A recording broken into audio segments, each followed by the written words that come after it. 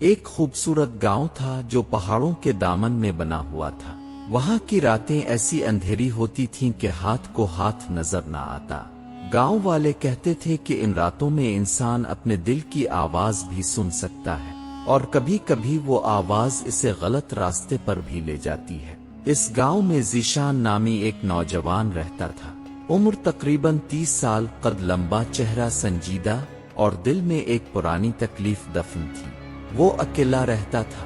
اس کی بیوی 3 سال پہلے ایک حادثے میں مر گئی تھی، اور اس کے بعد سے وہ خاموش ہو گیا تھا۔ دن بھر کھیتوں میں کام کرتا، شام کو گھر آتا اور رات کو چپ چاپ سو جاتا۔ گاؤں والے اسے اچھا آدمی مانتے تھے، لیکن کوئی اس کے قریب نہیں آتا تھا۔ ایک رات، جنوری کی شدید سردی تھی۔ آسمان پر بادل اتنے گھنے تھے کہ ستارے بھی شرما کر چھپ گئے تھے۔ بارش نہیں تھی، لیکن ہوا میں ایک عجیب سی نمی تھی جو ہڈیوں کو چبھتی تھی۔ ذیشان اپنے چھوٹے سے مٹی کے گھر میں چولہے کے پاس بیٹھا چائے پی رہا تھا۔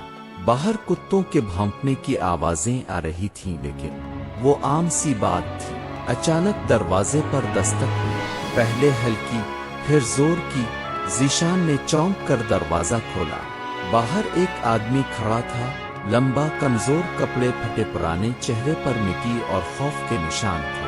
ذیشان نے اسے ایک لمحے میں پہچان لیا۔ عمر، ذیشان کی آواز کانپ گئی۔ وہ عمر تھا، ذیشان کا کزن، اس کا بچپن کا ساتھی، جو 12 سال پہلے گاؤں چھوڑ کر شہر گیا تھا اور پھر کبھی واپس نہ آیا۔ افواہیں تھیں کہ وہ جیل گیا، کہ وہ غلط کاموں میں ملوث ہوا، کہ وہ مر بھی چکا ہے، لیکن وہ زندہ کھڑا تھا۔ ذیشان بھائی، مجھے اندر آنے دے۔ عمر کی آواز دبی دبی سی تھی۔ ذیشان نے ایک لمحہ سوچا، پھر دروازہ کھول دیا۔ عمر اندر آیا، اس کی سانس پھولی ہوئی تھی، جسم کانپ رہا تھا۔ ذیشان نے دروازہ بند کیا اور چولہے کے پاس بٹھایا۔ ذیشان نے پوچھا، کیا ہوا؟ تیرا یہ حال کیسا؟ عمر نے کافی دیر خاموش رہ کر پھر بولنا شروع کیا۔ اس کی کہانی لمبی تھی، لیکن خلاصہ یہ تھا کہ وہ شہر میں غلط لوگوں کے ساتھ پھنس گیا۔ چوری، ڈکیتی، منشیات، سب کچھ کیا۔ آج رات اس کے ساتھیوں نے ایک بڑا کام کیا تھا۔ ایک امیر تاجر کے گھر لوٹ ماری، لیکن بات بگڑ گئی۔ تاجر نے مزاحمت کی تو اس کے ایک ساتھی نے گولی چلا دی۔ تاجر مر گیا۔ پولیس پورے شہر میں چھاپے مار رہی تھی۔ عمر بھاگ کر گاؤں آیا تھا۔ مجھے صرف ایک رات چاہیے، کل صبح میں نکل جاؤں گا، کوئی نہ جانے گا کہ میں یہاں آیا تھا۔ عمر نے التجا کی۔ ذیشان خاموش بیٹھا رہا۔ اس کے دل میں طوفان اٹھ رہا تھا۔ وہ رات ذیشان کے لیے سب سے لمبی رات ثابت ہوئی۔ وہ باہر نکلا، گھر کے پیچھے کھڑا ہوا، اندھیرے میں گھورنے لگا۔ آسمان اتنا سیاہ تھا کہ لگتا تھا کوئی اسے نگل جائے گا۔ اس کے ذہن میں بچپن کی یادیں گھوم رہی تھی کہ وہ دونوں ایک ہی عمر کے تھے، گاؤں کے تالاب میں تیراکی کرتے، درختوں پر چڑھتے، رات کو چھپن چھپائی کھیلتے۔ ایک بار جب ذیشان دریا میں بہہ رہا تھا تو عمر نے اسے بچایا تھا۔ تیری جان میری امانت ہے، عمر نے کہا تھا، اور اب عمر ایک قاتل کے ساتھ بھاگ رہا ہے۔ اگر میں اسے پناہ دیتا ہوں تو میں بھی جرم میں شریک ہو جاؤں گا۔ اگر پولیس کو بتاتا ہوں تو خون کا رشتہ ٹوٹ جائے گا۔ گاؤں والے کیا کہیں گے؟ ماں باپ اگر زندہ ہوتے تو کیا کہتے؟ ذیشان واپس اندر آیا۔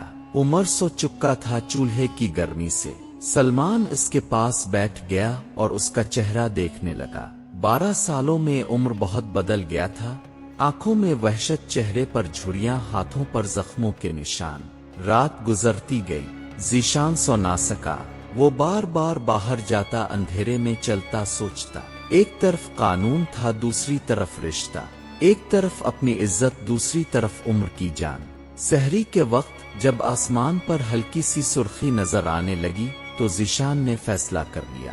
وہ اندر آیا، عمر کو جگایا۔ اٹھ جا عمر۔ عمر چونک کر اٹھا۔ کیا ہوا؟ پولیس آئی؟ نہیں، میں نے ایک فیصلہ کیا ہے۔ عمر کے چہرے پر خوف آیا۔ کیا فیصلہ کیا؟ ذیشان نے گہری سانس لی۔ میں تجھے پناہ نہیں دے سکتا، تو غلط راستے پر ہے۔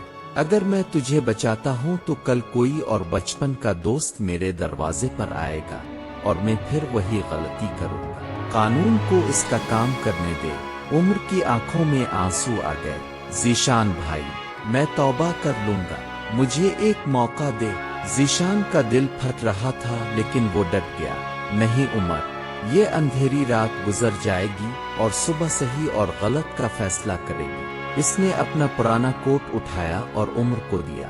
جا، ابھی نکل جا، میں پولیس کو کچھ نہیں بتاؤں گا لیکن یہاں نہیں رہ سکتا تو۔ عمر کچھ نہ بولا، وہ اٹھا دروازہ کھولا اور اندھیرے میں غائب ہو گیا۔ ذیشان دروازہ بند کر کے بیٹھ گیا۔ اس کی آنکھوں میں آنسو تھے لیکن دل میں ایک عجیب سا سکون تھا۔ کچھ مہینے بعد خبر آئی کہ عمر پکڑا گیا۔ اس نے عدالت میں سب کچھ قبول کیا اور اپنے ساتھیوں کے نام بتائے۔ اسے سزا ہوئی لیکن کم۔ جیل سے اس نے ذیشان کو خط لکھا، تیری اندھیری رات کا فیصلہ درست تھا، تو نے مجھے بھی بچایا اور خود کو بھی۔ ذیشان نے وہ خط پڑھا اور چپکے سے مسکرایا اور اللہ کا شکر ادا کیا۔ باہر موسم بہار تھا۔ اس کہانی سے ہم نے سیکھا کہ سچا دوست وہ ہے جو غلط راستے سے روک دے۔ عمر کو واقعی بچانے والا ذیشان تھا، کیونکہ اگر وہ اسے چھپا لیتا تو عمر مزید جرم کرتا اور شاید ہمیشہ کے لیے تباہ ہو جاتا۔ اللہ انصاف اور نیت دونوں دیکھتا ہے۔ ذیشان نے کسی پر ظلم نہیں کیا اور جرم میں شریک بھی نہیں ہوا، اسی لیے آخر میں اس کے دل کو سکون ملا۔ یہ ہمیں سکھاتا ہے کہ جو فیصلہ اللہ کے خوف کے ساتھ کیا جائے اس میں آخرکار برکت ہوتی ہے۔ رشتے دل کے ہوتے ہیں لیکن فیصلے اصولوں پر ہونے چاہیے، کیونکہ اندھیری رات کے بعد صحیح اور غلط کی صبح طلوع ہوتی ہے۔